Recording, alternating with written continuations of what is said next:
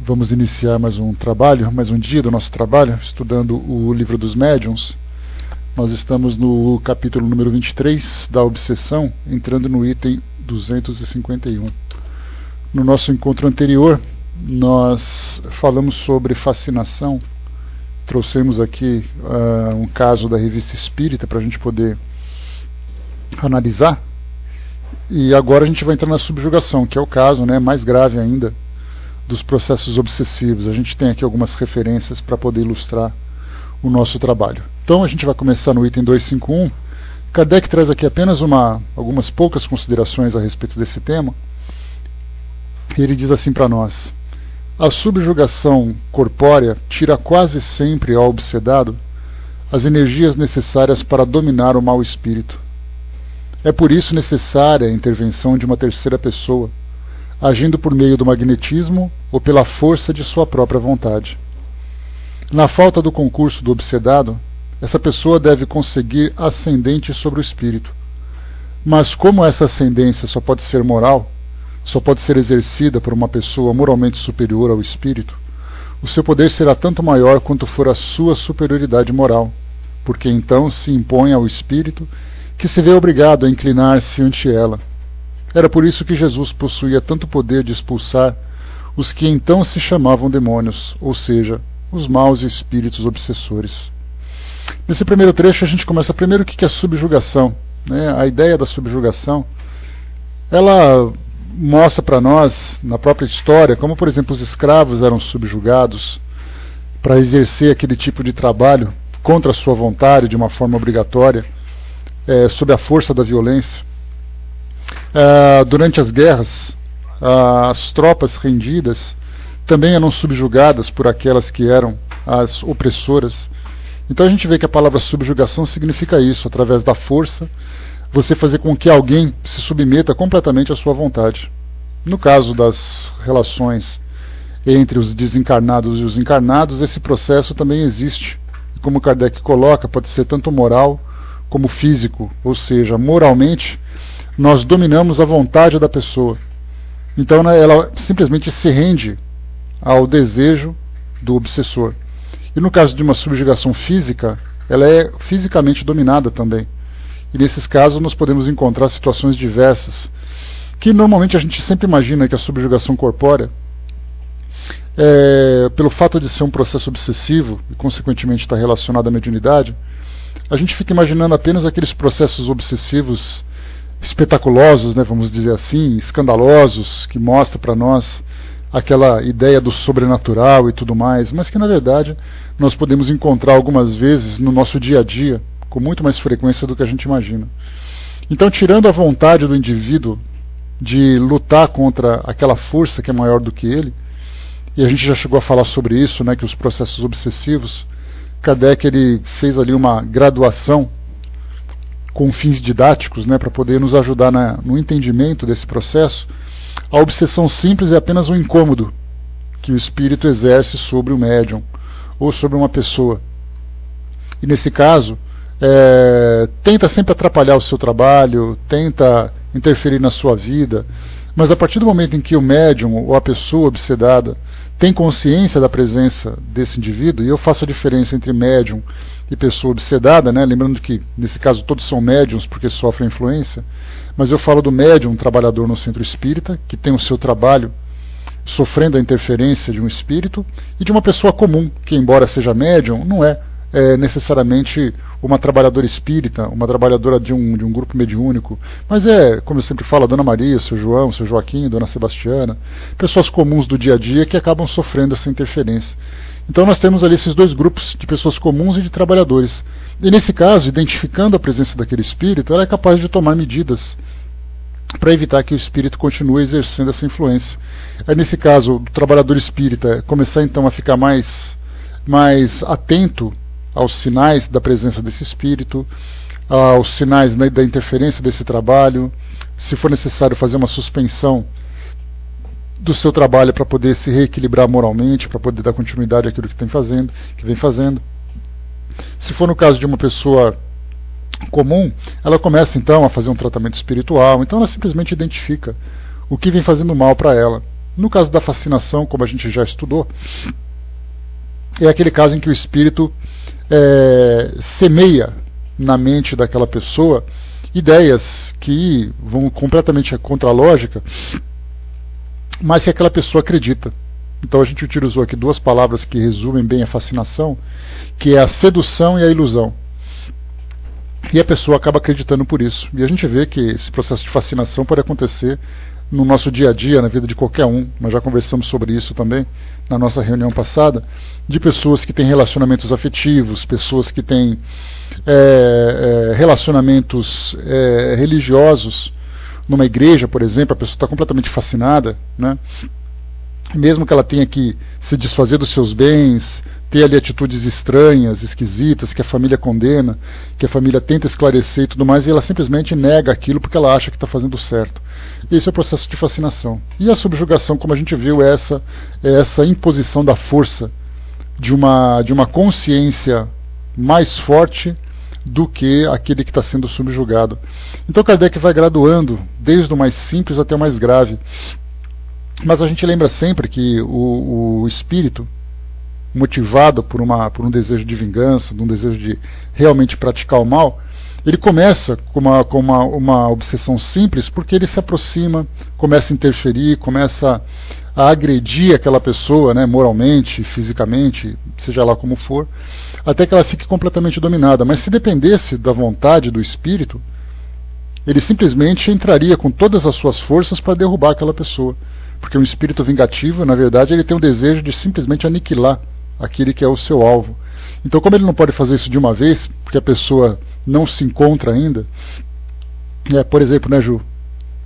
Obsessores interferindo no pautalk, derrubando conexão, isso acontece, né? Então, nesse caso, a gente vê que os espíritos podem utilizar todas as suas forças para poder atingir aquela pessoa, mas como ele não consegue de imediato, ele vai então minando a resistência dela. Vai envolvendo, vai enganando, vai provocando medo, vai provocando um estado alterado psíquico nela, por exemplo, medo, depressão, raiva, angústia. Então ele vai minando, até que ele vai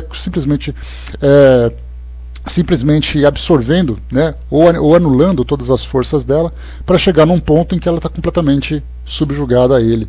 Então a gente vê que, né, se o espírito tiver força para isso, ele consegue fazer de imediato, indo para o grau mais avançado. Mas se por acaso ele não consegue, ele vai então quebrando essa resistência, né, tirando ali pedra por pedra do caminho, até conseguir o que ele deseja.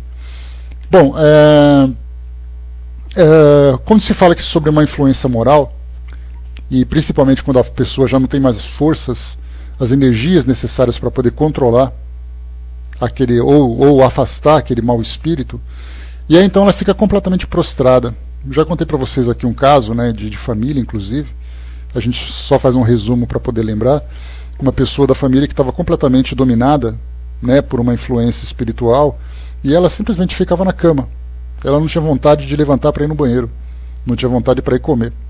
E aí então outra pessoa da família, né, no caso que foi minha mãe, foi até lá, pegou essa pessoa, levou até um centro, né, que na época era um centro de Umbanda, onde minha mãe frequentava, e aí então para poder fazer um trabalho de desobsessão, né, dentro das características da Umbanda, e depois disso se resolveu o problema, né, depois de muita perseverança, de um tratamento que, apesar de ser um tratamento ritualístico, ele acaba sendo, na verdade, um tratamento magnético. Então ali com assistência espiritual e tudo mais, depois de uma perseverança isso aí se resolveu, mas a gente vê claramente que era um processo de subjugação. A pessoa simplesmente ali se definhando, né, rompendo todas as suas relações sociais, rompendo suas relações afetivas, se afastando do seu trabalho, tudo. Então ele vai destruindo, até que chega uma hora que a pessoa fica completamente desgastada e muitas vezes até pode ser levada a um suicídio porque não vê mais sentido nenhum na sua vida. E isso é uma subjugação moral. E quando é subjugação física, a pessoa fica fisicamente também dominada. Né? Então, para poder fazer com que esse trabalho, para fazer com que essa influência seja rompida, há a necessidade de uma força moral superior àquela. E é então que normalmente, né, como a gente viu, leva então a uma instituição que possa trazer essa ajuda, né, ao médico, porque muitas vezes o médico faz o trabalho médico dele, mas moralmente ele também tem ali a a sua capacidade, a sua potencialidade. No caso de um tratamento espiritual, por exemplo, nós temos ali os orientadores do trabalho, os médiuns, os espíritos, que atuam, né, em benefício daquele paciente. E aí então consegue fazer com que o espírito se afaste ao mesmo tempo que faz ali um trabalho de orientação espiritual, né, de tratamento espiritual, para reconstituir, né, fluidicamente o organismo daquela pessoa para que ela possa voltar à sua vida normal. Então essa ascendência moral é necessária. Então, como Kardec colocou, normalmente nos casos de subjugação, há a necessidade de uma terceira pessoa para poder ajudar. A primeira pessoa é o paciente, a segunda pessoa seria o espírito que provoca aquele efeito, e a terceira pessoa é alguém de fora que vem ajudar, já que aquela própria pessoa não tem vontade de fazer absolutamente nada. Continua para nós aqui. Só podemos dar aqui alguns conselhos gerais, porque não há nenhum processo material, nenhuma fórmula, sobretudo nem qualquer palavra sacramental que tenha um poder de expulsar os espíritos obsessores. O que falta em geral ao obsedado é a força fluídica suficiente. Nesse caso, a ação magnética de um bom magnetizador pode dar-lhe uma ajuda eficiente. Além disso, é sempre bom obter por um médium de confiança os conselhos de um espírito superior ou do seu anjo da guarda, né? Então aqui o que Kardec coloca é que muitas vezes quando se passa por essa situação, as pessoas chamam ali os representantes de suas crenças para poderem receber ajuda. E aí então vem com os seus rituais, os seus exorcismos, né, as suas sessões de descarrego, né, como dizemos popularmente dentro de algumas igrejas evangélicas e tudo mais. Então nós temos essa tentativa de auxílio, mas que muitas vezes não tem efeito nenhum. Já que quando a gente lembra sempre que nos casos de um processo de subjugação, ou mesmo de um processo de influência espiritual, as palavras sacramentais, ela pode até provocar algum tipo de impressão, ou ritual que vem se fazendo. Mas na verdade há a necessidade da força do próprio médium, da ajuda magnética e moral de pessoas que estão fora. Então é como se eu estivesse doente, em vez de eu tomar remédio, eu começasse a rezar. A prece pode até me ajudar, de alguma forma, né, melhorando o meu organismo, fortalecendo o meu sistema imunológico, como já vem sendo estudado na nossa ciência hoje, mostrando que as pessoas que têm mais fé durante aquele momento passando por aquela fase de doença, a sua fé fortalece o sistema imunológico. Então isso é interessante, a ciência mostrando, né, que muitas vezes não é nem a prece em si, mas é a motivação que a pessoa tem para poder lutar contra aquela doença. O seu organismo reage. Assim como através de um desequilíbrio psíquico que a pessoa tenha, isso provoca um efeito negativo no seu organismo, quando ela volta a se fortalecer moralmente, ela também tem um efeito positivo no seu organismo. Então a somatização, tanto daquilo que é positivo como aquilo que é negativo, né, é muito real no nosso organismo. Então, nesse caso, a prece sem dúvida ajuda, mas a força magnética e a força espiritual para que ela possa se restabelecer são fundamentais. Então aqui Kardec fala sobre a orientação de um espírito superior ou um anjo da guarda, né, no caso de uma reunião mediúnica, para poder fazer com que essa pessoa receba as orientações para se restabelecer. Eu trouxe aqui para vocês uma notícia interessante que fala que traz para nós uma situação, como tantas outras que nós vemos por aí, que sugere um caso interessante de subjugação. Não é uma afirmativa, a gente faz uma análise do caso e a gente começa a imaginar até onde isso traz um transtorno psíquico e até onde isso vem como uma influência moral. É uma notícia que foi publicada num jornal do Rio Grande do Norte, chamado Diário de Notícias Online, isso em 2009. E a notícia diz o seguinte: mãe mata o filho e se suicida durante treinamento de tiro. A cena foi flagrada pelas câmeras de um centro de treinamento de tiro em Casselberry, na Flórida, nos Estados Unidos. E a notícia foi publicada pelo jornal britânico Daily Mail na última quarta-feira, no dia 8, né? Isso então no mês de abril de 2009. Segundo a reportagem, Mary Moore, de 44 anos, acreditava que era um anticristo e levou seu filho Mitchell, de 20 anos, para o que ele acreditava ser uma tarde de prática de tiro. Mas no meio da prática, aqui seria Marie, né, o nome dela, mudou seu alvo e apontou a arma para o filho. Após atirar, ela desviou das câmeras e atirou contra a própria cabeça. Marie morreu pouco tempo depois de ser levada para o hospital e seu filho morreu na hora. Em nota, ela esclareceu: me desculpe, eu tive que mandar meu filho para o céu e ir para o inferno. De acordo com o Daily Mail, os áudios gravados antes do incidente, Marie afirma que planejava a morte do filho para salvar o mundo da violência. Ela diz que ouvia Deus falando com ela: você tem uma arma, você pode fazer isso. Eu tenho que morrer e ir para o inferno. Só aí poderá existir milhares de anos de paz no mundo, explicava. Investigações da polícia revelaram que Marie tinha um histórico de doenças mentais. Nas fitas gravadas, ela conta sobre os episódios em que passou em hospitais psiquiátricos e sobre a miséria e tormenta mental que sofria. E além disso também ela tinha tentado há um tempo atrás o suicídio. Então a gente vê que nesse caso, como a gente analisa, tecnicamente nós podemos dizer que isso aqui é um transtorno mental. Mas a partir dos indícios que começam a apresentar, de vozes que ela ouvia, de alucinações, dessas influências que nós temos hoje, vários e vários casos são publicados nos jornais que nós temos hoje, de pessoas que falam de uma voz estranha que ecoava no interior da sua cabeça, que convencia a pessoa a cometer um crime, como por exemplo, matar um próprio filho, matar um parente, matar uma pessoa do nada, ou então alguém que de repente pratica um desses crimes de assassinar várias pessoas sem saber exatamente porquê, e depois ele fica preso. Quando ele não comete suicídio nesse caso, ele fica preso e depois ele diz assim: olha, eu não sei o que aconteceu comigo, eu simplesmente comecei a atirar.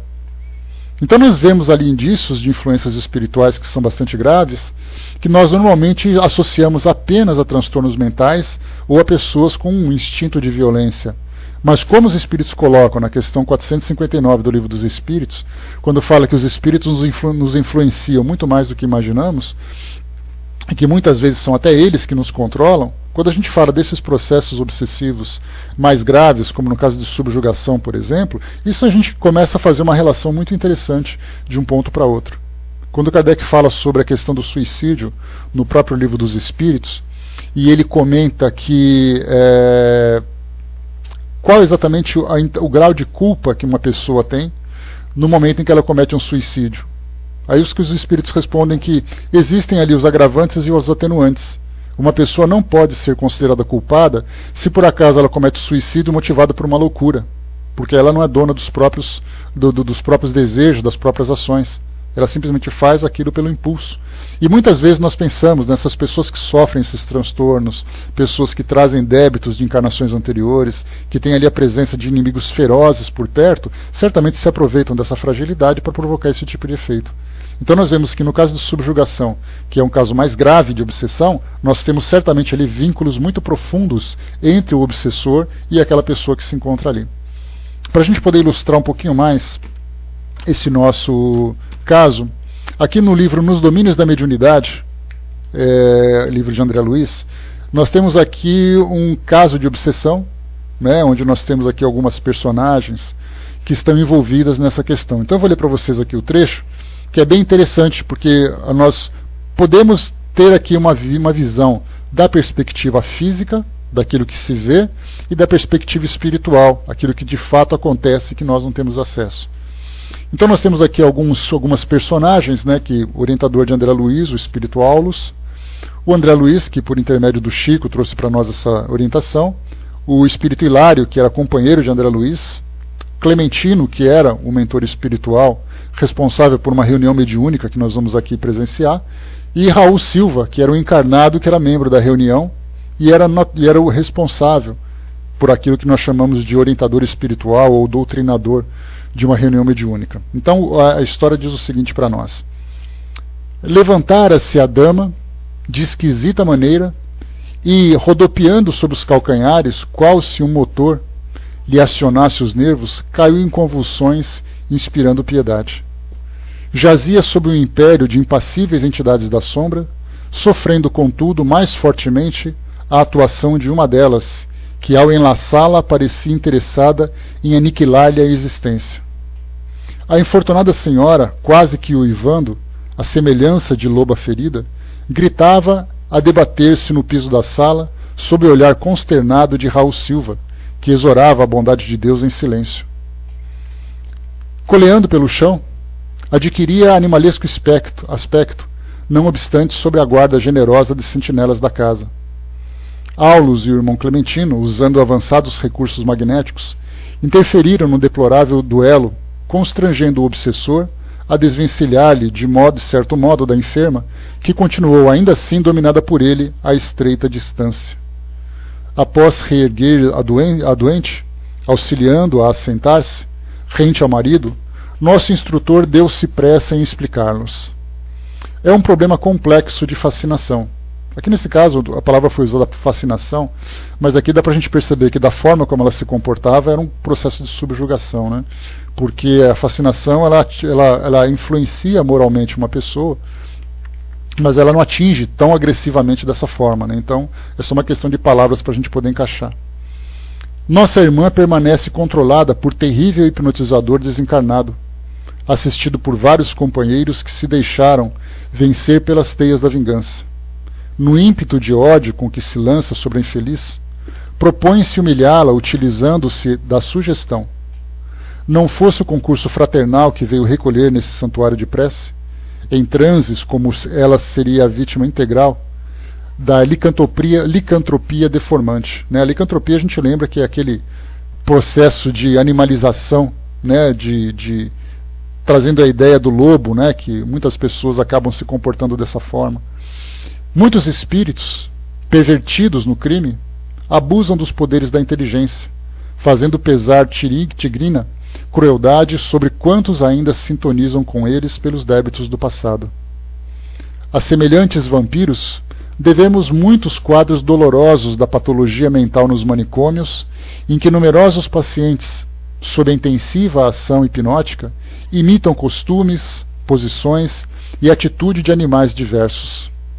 Aliás, aqui não sei se algum de vocês já teve a oportunidade de ir ao manicômio, seja fazer uma visita, seja através do trabalho, mas é um lugar que, para quem não está acostumado, é pavoroso. Eu me recordo que trabalhava, né, na época em que eu trabalhava no hospital militar, nós tínhamos um paciente para transferir, eu trabalhava no quadro de enfermagem, e aí então nós fazíamos o acompanhamento de muitos pacientes que iam para lá. E aí fui acompanhar aquele paciente e tudo mais, e tive a oportunidade de entrar na ala dos doentes. Né? E é uma cena que você olha, que a gente não sabe se fica com medo, se fica com pena, porque é alguma coisa que a gente simplesmente não consegue compreender. Pessoas que ficam agachadas no chão, pessoas que ficam batendo cabeça na parede, outros ficam deitados no chão falando sozinhos. É uma cena assim que assusta para quem nunca viu. E muitos desses casos, muito mais do que transtornos mentais, nós temos ali influências espirituais, de pessoas que viveram aquilo, e pessoas que passam pelos próprios transtornos, muitas vezes como uma patologia que se desenvolveu nele e agravado pela influência espiritual que fez com que aquela patologia incapacitasse completamente, moralmente, emocionalmente aquela pessoa. Então, assim, é uma coisa realmente assustadora, né? Ao passo que a doente gemia de estranho modo, amparada pelo esposo e por Raul, que se esmerava no auxílio, Hilário, espantado, indagou: tão doloroso fenômeno é comum? Muito generalizado nos processos expiatórios em que os espíritos acumpliciados na delinquência descampam para a esfera vibratória dos brutos, esclareceu nosso orientador, coadjuvando em benefício da enferma, cujo cérebro prosseguia governado pelo insensível perseguidor como brinquedos na mão de uma criança. E por que não separar de vez o algoz da vítima? Calma, Hilário, ponderou o assistente. Ainda não examinamos o assunto em sua estrutura básica. Toda obsessão tem alicerces da reciprocidade. Recordemos o ensinamento de nosso Divino Mestre. Não basta arrancar o joio, é preciso saber até que ponto a raiz dele se entranha no solo com a raiz do trigo, para que não venhamos a esmagar um e outro. Não há dor sem razão. Atendamos assim à lei da cooperação, sem o propósito de nos anteciparmos à justiça divina. Raul Silva, sob o controle do mentor da casa, tentava sossegar o agitado comunicante, recordando-lhe as vantagens do perdão e incutindo-lhe a conveniência da humildade e da prece. Aflito, como não querendo perder o fio da lição, Meu colega beirou-se de nosso orientador e alegou: todavia, para colaborar em favor desses irmãos em desesperos, será suficiente o concurso verbalista? Ou seja, só o diálogo já seria suficiente? Não lhes estendemos simplesmente palavras, mas acima de tudo o nosso sentimento. Toda frase articulada com amor é uma projeção de nós mesmos. Portanto, se é incontestável a nossa impossibilidade de oferecer-lhes a libertação prematura, estamos doando em favor deles a nossa boa vontade, através do Verbo nascido de nossos corações, igualmente necessitados de plena redenção com Cristo. E num tom demasiado significativo, Aulus acrescentou: analisando o pretérito, ao qual todos nós ligamos, através de lembranças amargas, somos enfermos em assistência recíproca. Não seria lícito guardarmos a pretensão de lavrar sentenças definitivas pró ou contra alguém, porque na posição em que ainda nos achamos, todos possuímos contas maiores ou menores por liquidar. Interrompendo a conversação, nosso instrutor lançou-se ao amparo eficiente da dupla em desesperada contenda. Para o cuidado fraterno em que dava testemunho, a doente e o perseguidor mereciam igual carinho. Aplicou passes de desobstrução à garganta da enferma e em breves instantes o verdugo começou a falar, através dela, numa agarávia cujo sentido literal não conseguíamos perceber. Entretanto, pela onda de pensamento que lhe caracterizava a manifestação, sabíamos que a ira se lhe extravasava do ser. Raul Silva, a seu turno, recolhendo impressões idênticas, pela dura inflexão da voz com que as palavras eram pronunciadas, procurava acerená-lo quase em vão.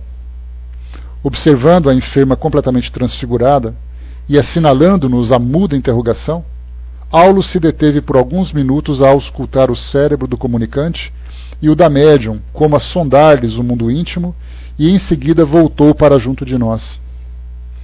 Diante da profunda apreensão que passou a dominar-lhe o rosto, Hilário tomou-me a dianteira, inquirindo o assombrado: a que causa atribuir semelhante conflito?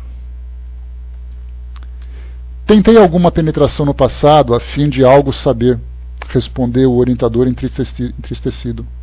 As raízes da desavença vêm de longa distância no tempo. Não obstante o dever de não relacionar pormenores, para não conferir maior saliência ao mal, posso dizer-lhe que o enigma perdura vai já há pouco mais de um milênio. Nosso infeliz irmão fala um dialeto antigo da velha Toscana, onde, satisfazendo a obsediada de hoje, se fez cruel estrangulador. Era legionário de Hugo, o poderoso duque de Provença do século X. Pela exteriorização a que se confia, acompanham-lhe as terríveis reminiscências. Reporta-se ao saque de que participou na época a que nos referimos, no qual, para satisfazer a mulher que não lhe correspondeu ao devotamento, teve a infelicidade de aniquilar os próprios pais. Tem o coração como um vaso transbordante de fel. Porque o assistente se interrompera, meu colega, naturalmente tão interessado quanto eu em maiores revelações, pediu-lhe mais ainda incursão no passado, ao que Aulus nos recordou aquietássemos o espírito de consulta. A volta aos quadros terrificantes, largados ao que por aquelas almas em sofrimento ninguém edificaria. E eram dois corações desesperados, no inferno estabelecido por eles mesmos. Não convinha analisar-lhes o sepulcro de fogo e lama nas sombras da retaguarda. Restaurando a atenção no estudo que nos cabia de fazer, lembrei a questão do idioma. Achávamos no Brasil, e a obsediada ensaiava frases num dialeto já morto.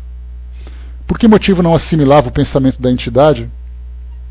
A empolgar-lhe o cérebro em ondas insofreáveis, transformando-o em palavras do português corrente, qual acontecer em numerosos processos de intercâmbio sob a nossa observação.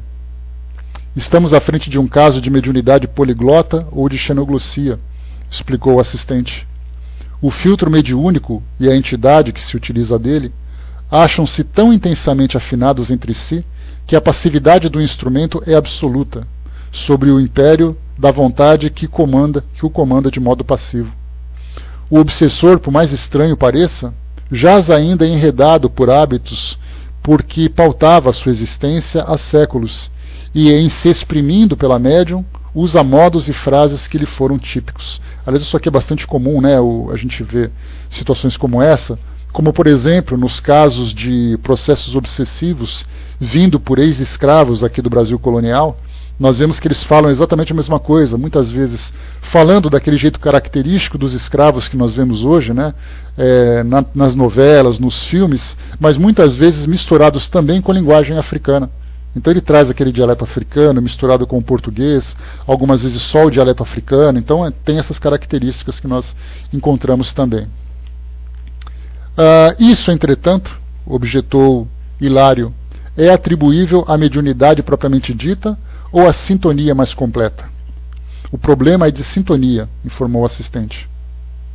Contudo, se a doente não lhe houvesse partilhado da experiência terrestre como legítima associada do seu destino, poderia o comunicante externar-se no dialeto com que se caracteriza? Positivamente não, esclareceu Aulus. Em todos os casos de xenoglossia, é preciso lembrar que as forças do passado são trazidas ao presente. Os desencarnados, elaborando fenômenos dessa ordem, interferem quase sempre através de impulsos automáticos nas energias subconscienciais, mas exclusivamente por intermédio de personalidades que lhes são afins no tempo. Quando um médium analfabeto se põe a escrever, sob o controle de um amigo domiciliado no nosso plano, isso não quer dizer que o mensageiro espiritual haja removido milagrosamente as pedras da ignorância. Mostra simplesmente que o psicógrafo traz consigo de outras encarnações a arte da escrita já conquistada e retida no arquivo da memória, cujos centros o companheiro desencarnado consegue malear. Aqui é bacana a gente ler um relato como esse, porque aí então tudo aquilo que a gente estudou até agora em termos de xenoglossia, em termos de psicografia de analfabetos, em termos de conduta, de comportamento, vai se encaixando, né? Porque a gente vê que essa situação relatada aqui por André Luiz, se encaixa perfeitamente naquilo que Allan Kardec trouxe para nós no próprio Livro dos Médiuns. E continua para nós aqui. Hilário fez o gesto indagador do aprendiz e insistiu. Podemos concluir então que se a enferma fosse apenas médium, sem o pretérito de que dá testemunho, a entidade não se espremiria por ela numa expressão cultural diferente da que lhe é própria? Sim, sem dúvida alguma, aprovou o instrutor. Em mediunidade há também o problema da sintonia no tempo. Conjugando nosso esforço, separamos de alguma sorte o algoz da vítima, conquanto, segundo o apontamento de nosso orientador, continuassem unidos pela fusão magnética, mesmo à distância. Companheiros de nossa esfera retiraram o espírito obsessor, encaminhando-o a certa organização socorrista. Ainda assim, a doente gritava, afirmando estar à frente de medonho estrangulador em vias de sufocá-la. Aplicando-lhe passes de reconforto, Aulus esclareceu.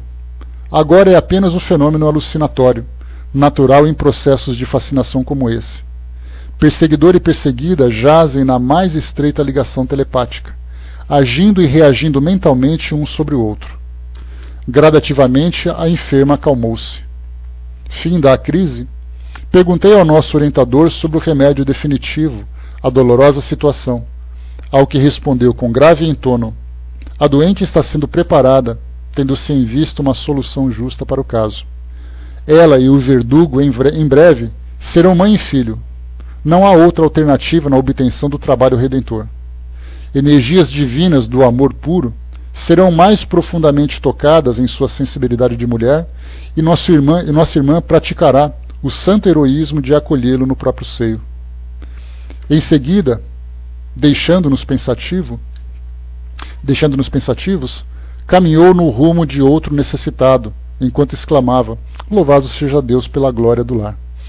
Então aqui a gente viu uma história bem interessante, né, que, como a gente viu aqui, ela é tratada como um processo de fascinação, mas a gente vê que ela se encaixa, né, dentro das características de uma subjugação. Tivemos aqui na prática várias situações que relacionam mediunidade, relacionam características do tempo, vínculos do passado,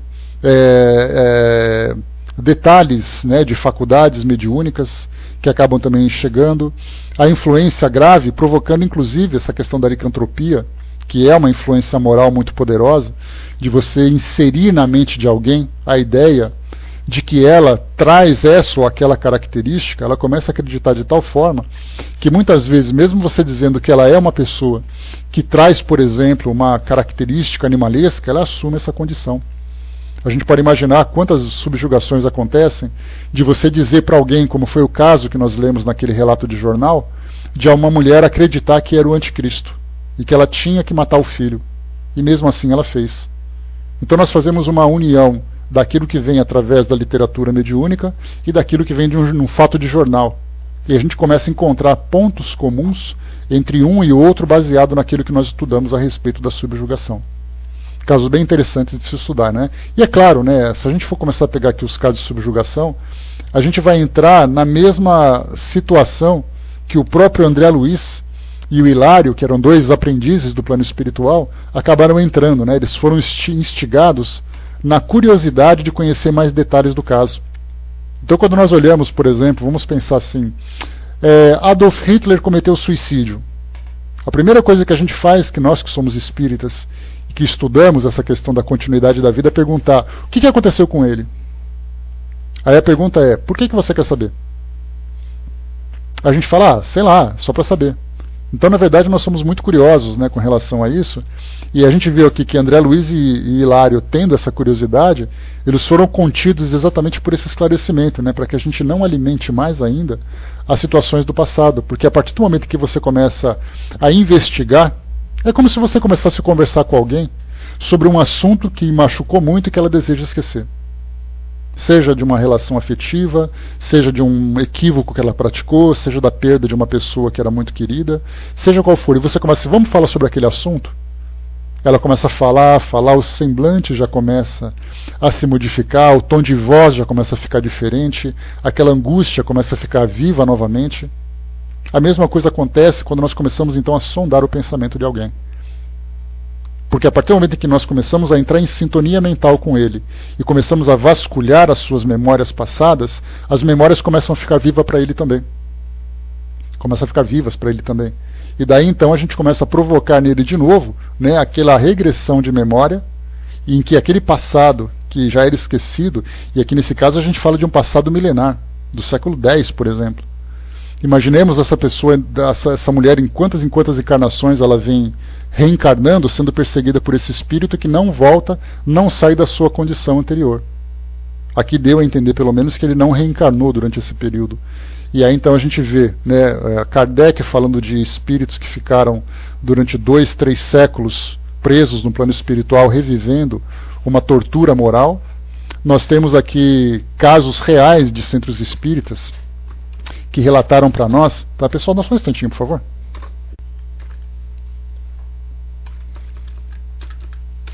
Pronto, voltou. Não se agitem, crianças. Então a gente vê, né, como eu falava para vocês, que a gente vê em centros espíritas, em reuniões mediúnicas, espíritos que se manifestam, né, nos grupos de atendimento a espíritos sofredores, ou mesmo para espíritos num processo de desobsessão, manifestam também personalidades que viveram durante muito tempo.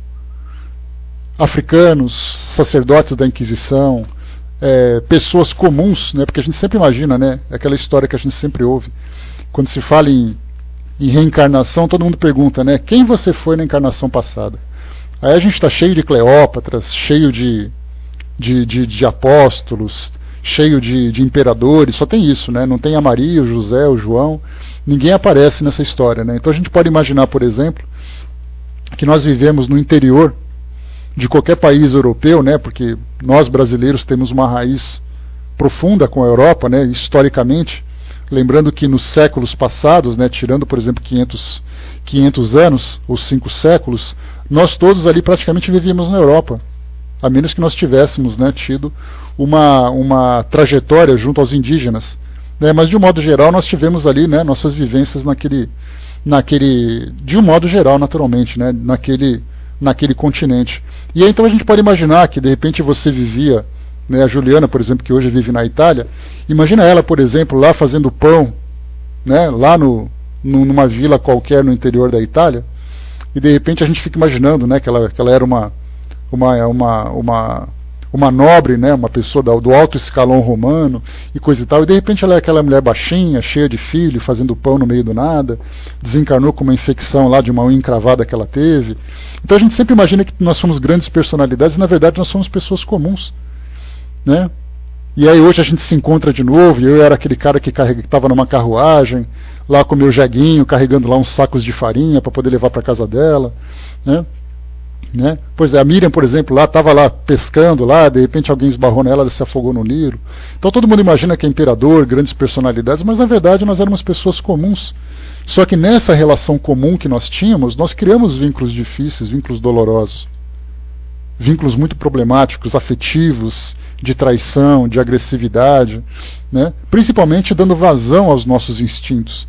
Os instintos, por exemplo, da violência, da posse, do exercício excessivo do poder, da sexualidade desregrada, todos esses ingredientes vão se somando, e quanto mais no passado nós voltamos, piores são as situações que nós criamos com esses mesmos elementos. Então, na verdade, nós mudamos o cenário, nós mudamos o tempo, mas as personalidades, né, e os ingredientes continuam sendo os mesmos. E aí, então, esses vínculos vão se fortalecendo cada vez mais, né, e se forem vínculos positivos, né, vão se estreitando, fazendo com que as pessoas cresçam, se elevem cada vez mais, né, se auxiliando, como também podem se afundar cada vez mais. E hoje nós estamos numa fase, né, de esclarecimento, de maior espiritualização, seja dentro da doutrina espírita, seja junto à Igreja Católica, seja as igrejas evangélicas, seja outras filosofias espiritualistas, que hoje as pessoas estão começando a se esclarecer mais, cada uma por um caminho. O que a doutrina nos proporciona é um esclarecimento mais aprofundado a respeito dessa realidade espiritual, que essa é a parte, digamos, técnica da doutrina espírita, mas a gente lembra que o mais importante de tudo é o esclarecimento moral, e isso todas as religiões fazem. Se você pega um bom sacerdote, um bom padre, você pega um bom pastor, que consegue transmitir para as pessoas os ensinamentos verdadeiros, saindo daquela ideia ritualística, saindo daquele pensamento materialista que infelizmente muitas religiões têm hoje, mas aqueles que conseguem realmente transmitir esses valores, conseguem fazer com que elas se elevem cada vez mais. Né? Exatamente, né, Milton? Então tudo isso aqui que nós entendemos o quê? Que hoje realmente o nosso mundo está se transformando. Mas ainda nós temos ali situações dramáticas. Basta a gente ver, por exemplo, na Síria. Nós olhamos ali hoje o que acontece na Síria, às vésperas de uma guerra, nós vemos ali os conflitos recentes que nós tivemos, né, em várias regiões do nosso planeta. A gente vê que, embora hoje nós estejamos nos esclarecendo a respeito desses valores e trazendo uma proposta de elevação moral, de uma proposta de novos caminhos para que nós sigamos, nós temos ainda muitos grupos aqui no nosso planeta criando situações que vão perdurar durante muito tempo. Dá para imaginar, por exemplo, eu me lembro que quando a gente estuda sobre esses conflitos que aconteciam principalmente no Oriente Médio, né, quando a gente pega Israel, Irã, Iraque, nós temos ali o Paquistão, o Afeganistão, conflitos entre a Índia e o Paquistão, que houve também conflitos graves ali. Nós pegamos aqueles grupos que, de repente, um pai estava na sua casa, de repente veio uma bomba do outro país e atingiu sua casa e matou seus filhos e a sua esposa e ele fica vivo. Imagina o ódio que ele sente no coração. Imagina o sentimento que vem brotando de dentro deles e quanto tempo ele vai demorar para poder dissolver esse tipo de sentimento de dentro dele. Então a gente está num processo, enquanto uns crescem, outros continuam atrasados. A gente vai na África e nós assistimos aquelas guerras civis, onde pessoas são estupradas, pessoas são mutiladas, assassinadas a troco de nada. Que tipo de sentimentos elas são alimentadas? E aí então elas desencarnam, essas pessoas que foram vítimas dessas tragédias, e aí então elas continuam como sendo exatamente os perseguidores, aqueles que buscam vingança contra aqueles que foram os seus algozes quando encarnados. E aí a gente vê o ciclo se repetindo. Eles vão se alternando praticamente, né? Enquanto um está encarnado, o outro desencarnado, eles vão invertendo o papel. E isso vai se perdurando. E quando a gente começa a fazer uma investigação mais profunda, para poder atingir lá a origem histórica daquele problema, a gente vê que isso se perde no tempo. Hoje nós temos, por exemplo, no Oriente Médio, palestinos e israelenses que simplesmente se odeiam sem sequer se conhecer.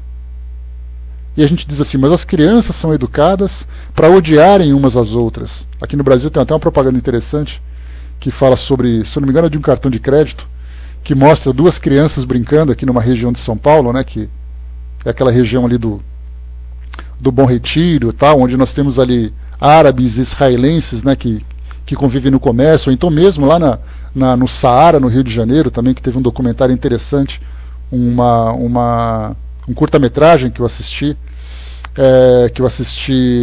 recentemente, e aí então mostrou o que era o Saara no Rio de Janeiro. E aí começaram então a entrevistar as culturas que ali viviam, né? E aí tínhamos ali pessoas que simplesmente se adoravam, tinham um respeito profundo, uma amizade de anos, e a origem deles era exatamente essa, um era palestino, outro era israelense.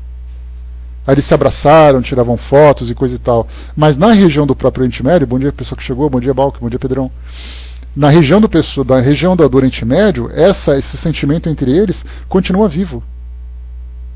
E é um sentimento que vem do passado.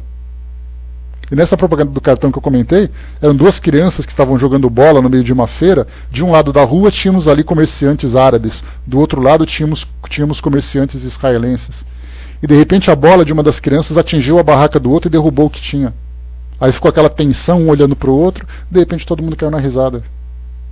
A gente vê o quê? Os sentimentos se transformando, né? A Miriam colocou aqui em cima, veja o documentário Promessas de um Novo Mundo, fala sobre isso, né? Lindo, né? Bacana a gente ver. Para quando nós assistimos assim esses documentários que trazem essa ideia de investigação antropológica, né? Do passado do ser humano, de seus sentimentos, valores, culturas, e da evolução que eles vão tendo com o passar do tempo, a gente consegue ter uma visão muito mais ampla a respeito dessa evolução espiritual que todos nós estamos estudando na teoria.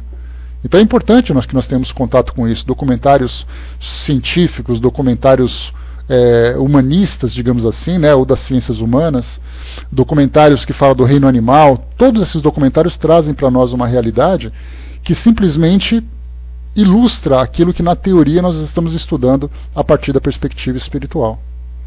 O Osterfal colocou, né, será que liberto do corpo?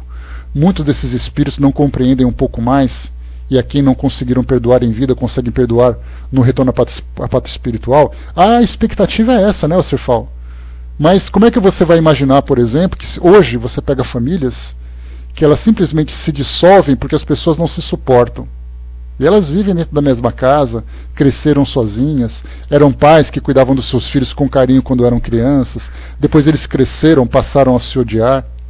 Irmãos que brincavam de carrinho, dividiam a comida, dividiam a televisão quando eram crianças e quando cresceram passaram a se odiar. Então isso é muito relativo, depende de pessoa para pessoa. A ideia certamente é essa, né? Nós imaginarmos que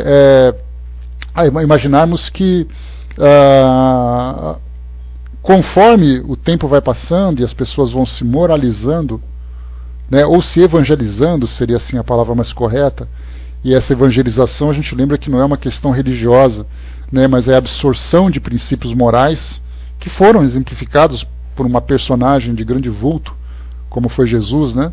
Então, conforme as pessoas vão se evangelizando, elas vão naturalmente diminuindo a intensidade dos erros do passado e começando a promover novas construções para o seu futuro. Elas não ficam simplesmente dando continuidade naquilo que viveram anteriormente. Então a expectativa é essa, né? E a gente vê, como eu já falei para vocês, a gente vê, como eu comentei certa vez, que a quantidade de espíritos com conhecimentos de psicologia que existe no mundo espiritual. Muitos de nós desencarnamos, chegamos no plano espiritual, somos recebidos por espíritos que têm sempre aquela palavra amiga para consolar.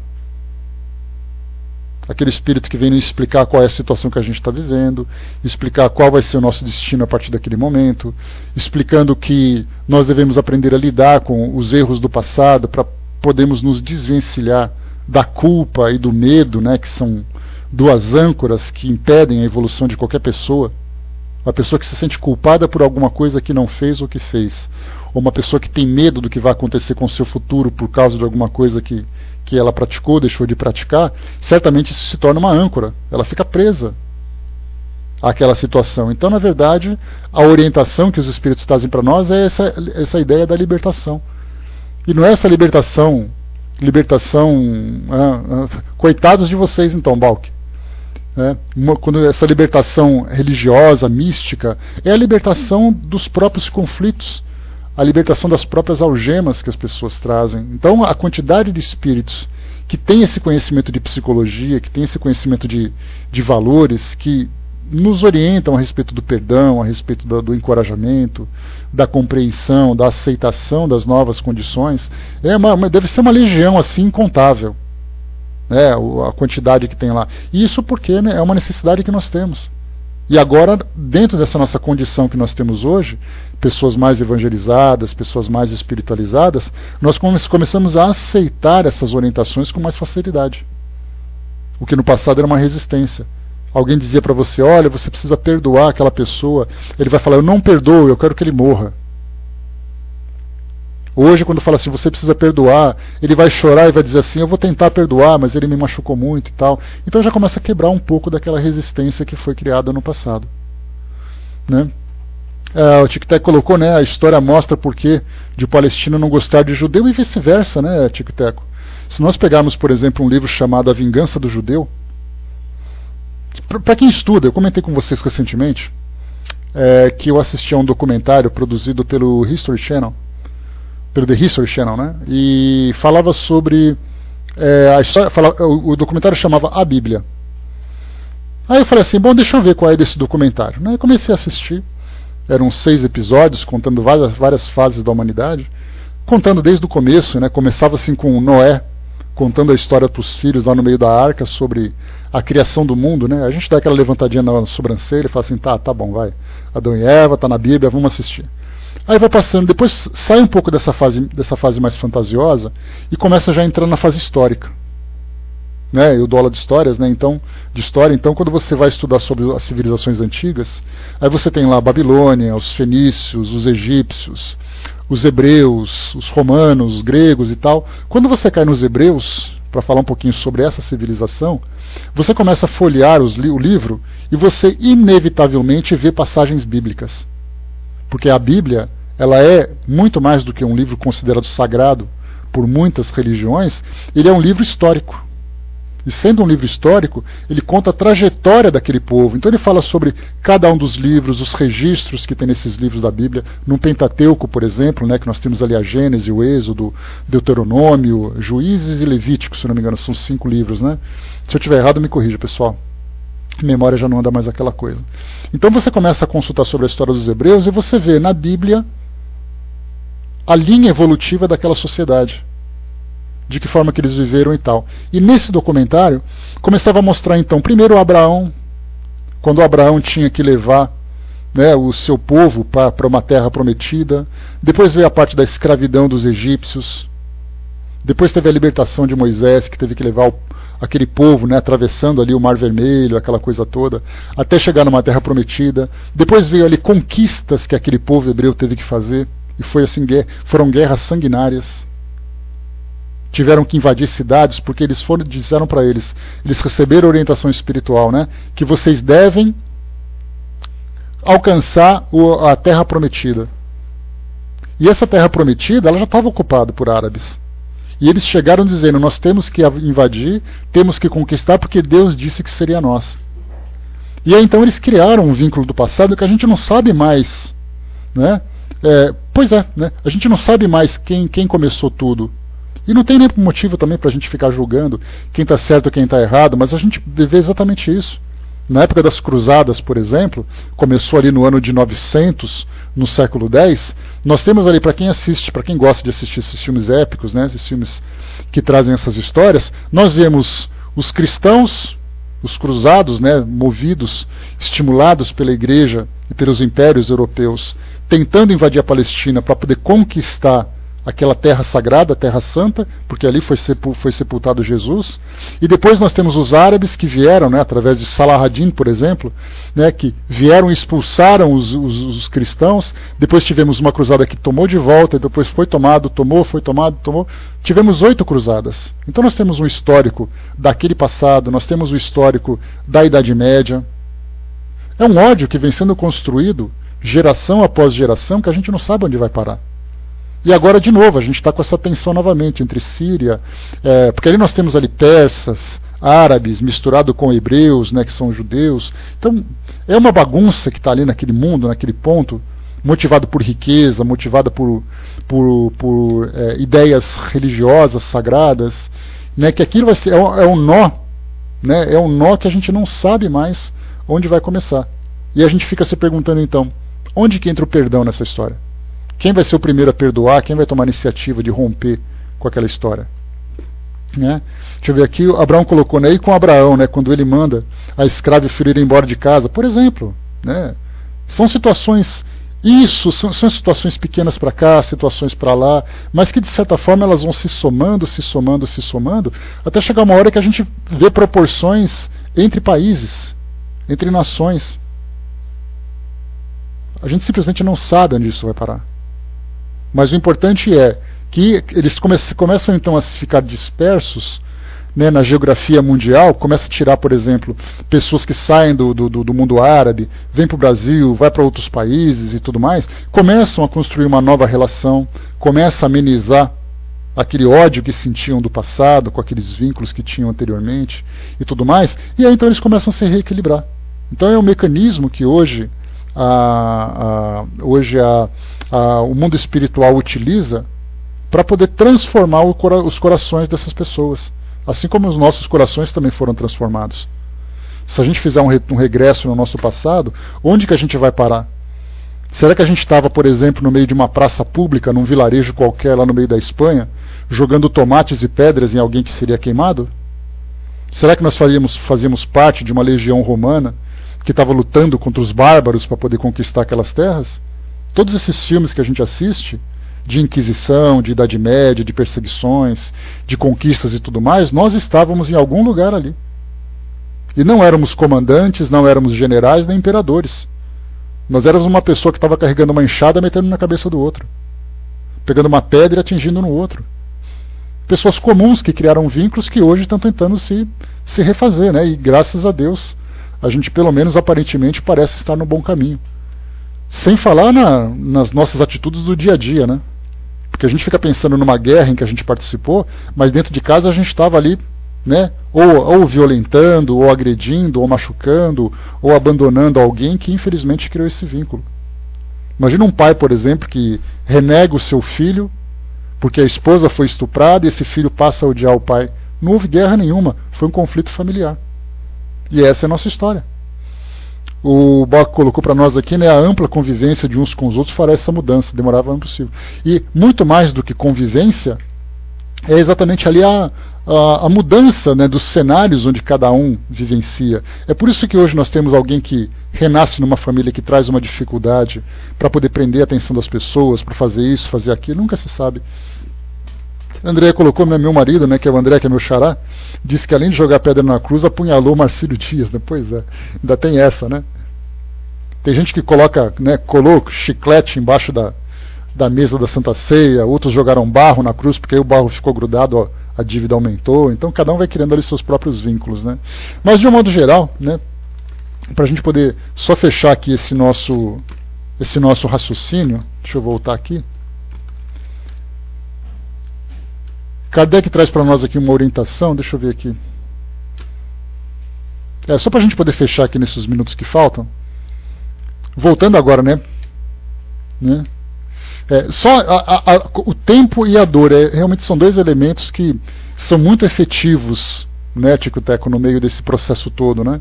Então as pessoas vão quebrando essas resistências através da dor, né? Não através do sofrimento, porque o sofrimento é a opção dele, né?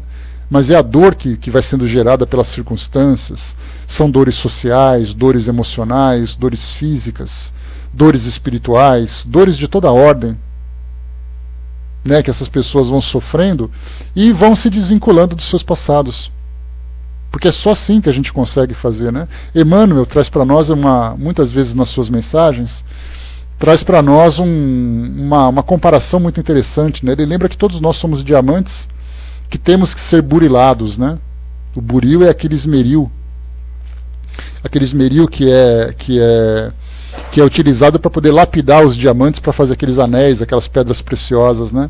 Então nós somos pedras brutas.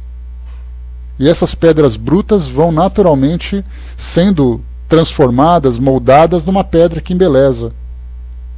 Né? E é exatamente essa a dificuldade que a gente encontra. Bom, vamos lá. As imperfeições morais do obsedado são frequentemente um obstáculo à sua libertação. Eis um notável exemplo que pode servir para a instrução de todos. Desde alguns anos que várias irmãs vinham sendo vítimas de atos estranhos de depredação. Suas roupas eram continuamente espalhadas por todos os cantos da casa e até mesmo pelo telhado. Eram rasgadas, cortadas e crivadas de furos, por mais cuidados que tivessem em guardá-las sob chaves. Essas senhoras, isoladas numa pequena cidade provinciana, jamais tinham ouvido falar do espiritismo. A primeira ideia que tiveram foi, naturalmente, a de estarem sendo vítimas de brincadeiras de mau gosto. Mas a persistência dos fatos e as precauções que tomavam afastaram essa ideia. Só muito tempo depois, graças a algumas indicações, achou que devia dirigir-se a nós, procurando saber a causa desses transtornos e os meios, se possível, de lhes dar um fim. A causa estava bem clara, mas o remédio era mais difícil. O espírito que assim se manifestava era evidentemente malfazejo. Mostrou-se na evocação de grande perversidade e inacessível aos bons sentimentos. A prece, porém, parecia exercer sobre ele uma boa influência. Mas após algum tempo de descanso, as depredações recomeçaram. Eis a respeito o conselho dado por um espírito superior. O que essas senhoras têm de melhor a fazer é rogar aos seus espíritos protetores que não as abandonem. Eu não tenho melhor conselho a lhes dar do que o de mergulharem na própria consciência para se confessarem consigo mesmas, examinando se praticaram sempre o amor ao próximo e a caridade. Não me refiro à caridade que dá e distribui, mas à caridade da língua, porque infelizmente elas não sabem contê-la, e por outro lado não justificam por seus atos piedosos o desejo de se livrarem de quem as atormenta. Gostam bastante de falar mal do próximo, e o espírito que as obseda tira a sua desforra, porque em vida foi para elas um bode expiatório. Basta-lhes sondar a memória para logo descobrirem com quem estão lidando. Entretanto, olha que interessante aqui, né? Uma pessoa que conviveu com elas, que desencarnou motivado por essas maldades, né, que elas disseminavam, né, pelas fofocas, pelas críticas e tudo mais, e hoje se tornou um obsessor. Basta-lhes sondar a memória para logo descobrirem com quem estão lidando. Entretanto, se chegarem a melhor, seus anjos da guarda voltarão para elas e a sua presença será suficiente para afastar o espírito mau, que se apegou sobretudo a uma delas, porque o seu anjo da guarda teve de afastar-se diante de seus atos repreensíveis e dos seus maus pensamentos. O que elas precisam é de fazer preces fervorosas pelos que sofrem e, acima de tudo, praticar as virtudes que Deus recomenda a cada um, segundo sua condição. A observação de que essas palavras nos pareciam um pouco severas e que talvez se devesse abrandá-las para transmitir, o Espírito acrescentou. Deixa eu só ler de novo essa frase aqui. A observação de que essas palavras nos pareciam um pouco severas e que talvez se devesse abrandá-las para transmitir, o Espírito acrescentou: eu tenho de dizer isso que disse e como disse, porque as pessoas em causa acostumou-se a pensar-se que não fazem mal algum pela língua, quando na verdade o fazem e muito. Eis porque é necessário chocar-lhes o espírito, de maneira que isso lhes sirva de séria advertência. Disso resulta um ensinamento de grande alcance. o de que as imperfeições morais dão acesso aos espíritos obsessores, e de que o meio mais seguro de livrar-se deles é atrair os bons pela prática do bem. Espíritos bons são naturalmente mais poderosos que os maus e basta sua vontade para afastar, mas assistem apenas aqueles que os ajudam, por meio dos seus esforços que fazem para melhorar-se.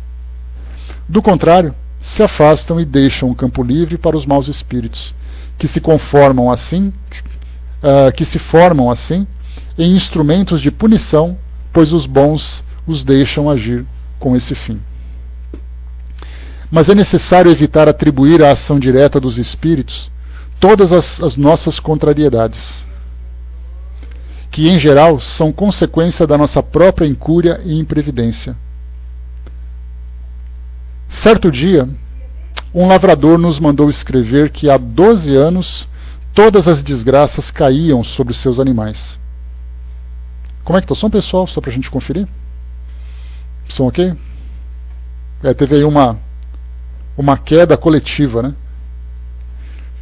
Só para a gente fechar esse trechinho aqui. Mas é preciso evitar atribuir à ação direta dos espíritos todas as nossas contrariedades, que em geral são consequência de nossa própria incúria ou imprevidência. Certo dia um lavrador nos mandou escrever que há 12 anos todas as desgraças caíam sobre seus animais. Ora morriam as vacas e deixavam de dar leite, ora morriam os cavalos, os carneiros ou os porcos. Fez muitas novenas, mas não remediavam o mal, o mesmo se dando com as missas que mandou rezar e com os exorcismos que mandou fazer. Acreditou então, segundo as superstições do campo, que havia feito algum mal para os animais. Julgando-nos, sem dúvida, com maior poder de conjurar o padre de sua aldeia, pediu-nos um conselho. Eis a resposta que obtivemos. A mortalidade ou as doenças dos animais desse homem provém dos seus currais infectados, que ele não manda limpar, porque isso custa. Então a gente vê que esse ensinamento é muito interessante, que muitas vezes a gente sempre acusa o plano espiritual de ter responsabilidade sobre os problemas que nós vivenciamos, né? Sendo que, na verdade, nós podemos encontrar, na maioria das vezes, a nossa própria origem, né? A nossa própria atitude, como sendo a origem desses problemas todos que nós vivemos. Então, pessoal, a gente fecha por aqui o nosso estudo de hoje, e na próxima semana, né? Tá me ouvindo, filhinha? E na próxima semana, na segunda-feira que vem, a gente volta a abordar esse assunto e depois começa então a concluir esse capítulo a respeito da obsessão, estudando aqui várias perguntas que foram feitas por Kardec e respondidas então pelos espíritos.